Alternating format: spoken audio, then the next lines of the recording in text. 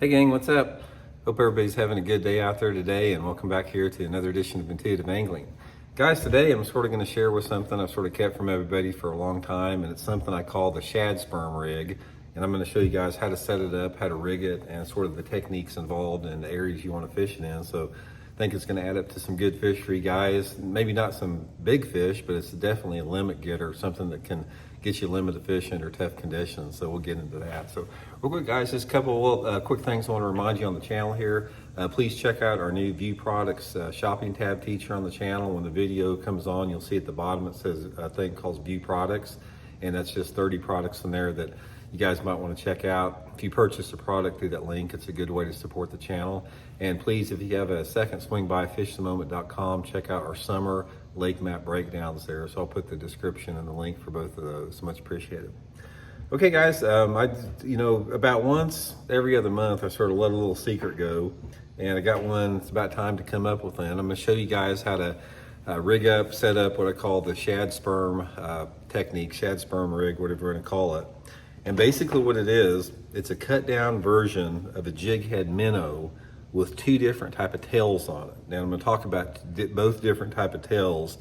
You got this one right here. This is the Megabass Okashira jig head. I'll show you guys how to rig it up here with a Zoom tiny fluke on it that I've cut it down. Baits, this is only a little over an inch long. And this is the same Megabass Okashira jig head with the Megabass Hazendong shad cut down with the paddle tail. Now, the straight tail and the paddle tail, you got to have both of them because based upon the technique that I'm going to talk about here, as far as one calls for one more than another. So first of all, let's talk about the one with the tiny fluke on it. By the way, guys, these Okashira jig heads and all the stuff here, the Hazendong shads, you can get them at Baitworks. I'll put the link in the description for those things. You can get them if you want to. Let's talk first about the tiny fluke. Now, the tiny fluke, I've actually done some videos on the tiny fluke, but not the cut down version. Actually, what I've done on this is, I'll get one out here. I've cut this fluke down probably, I'm gonna guess, half of an inch off of it. I'll show you right here. Here's the full size tiny fluke here, and there's the cut down version. So I'm gonna show you guys how to do that. But this particular setup here, guys, this is killer if you're fishing vertical in clear water. So if you guys are finding some fish on your electronics that are under the boat, you can drop this down, fish it vertical, just like a little minnow over there. One of my favorite techniques for both of these things is fishing them along the outside edge of like marina docks and seawalls, wave breaks, bridge pilings, that type of stuff. And what I do is set it up on 6-pound test Sea Garden Vizex fluorocarbon line, Megabass whipstake spinning reel.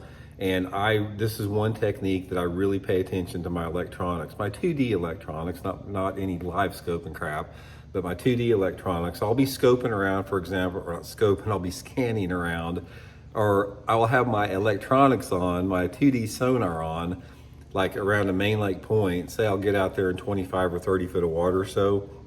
And if I see any bait fish or any fish activity underneath the boat, I'll simply drop this little dude down. This is a 16th ounce head on the 6-pound line. And guys, it's like a little minnow down there, man. This thing looks exactly like a little minnow. It'll also catch you some crappie. If there's any crappie down there, it'll catch every crappie in the school.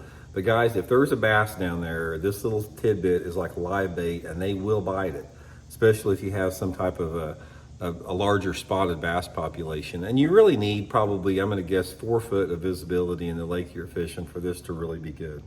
Now the other one, this is a little bit different because it's for the more horizontal casting presentation, is the Okashira jig head cut down with the Hazendong shad boot tail on it.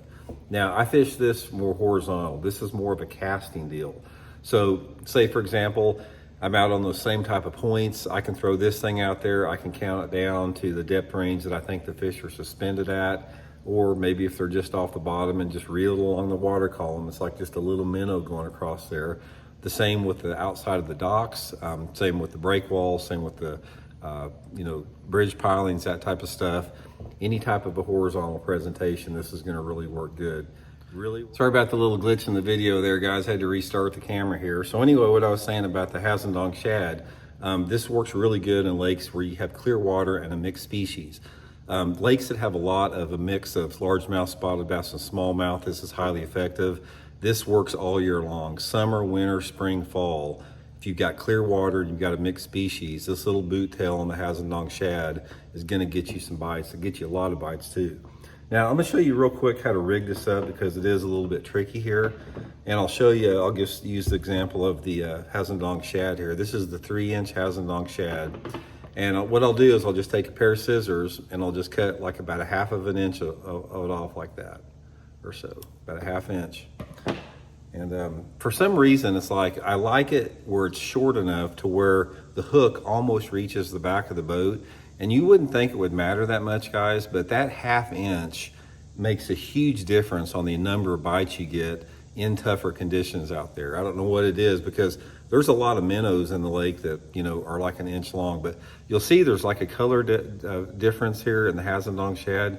Put your hook in right there at that color difference. So you come in right at the color difference there, and you got to go really slow to make sure you get this thing perfect, because if you don't get it perfectly straight, the bait's going to run off to its side. Make sure you come out the top of the head like so. And then a lot of times, you know, you got a little bit too much plastic underneath it here, and that doesn't look like much, but what I'd like to do is take that pair of scissors and just sort of nip that off to make it where it's more flush with the bait. Just make it a little bit more streamlined like that. My scissors are super dull. So you got that type of set there. But guys, that'll get you some good bite, or get you a lot of bites right there, get you a limit real quick. So anyway, guys, shad sperm setup here, diminutive tackle. These are just a diminutive setup.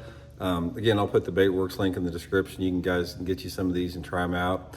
But give them a try, guys. Like I said, if you get out there, you throw those little things on some main lake points in clear water. You throw them out there on some bridge piers, throw them out there on the edge of some deep docks, especially some of those docks that have like cables on the end of them. It'll get you bit. If there's a fish in there, they will bite the thing. So hope it helps out. We'll talk to you guys later.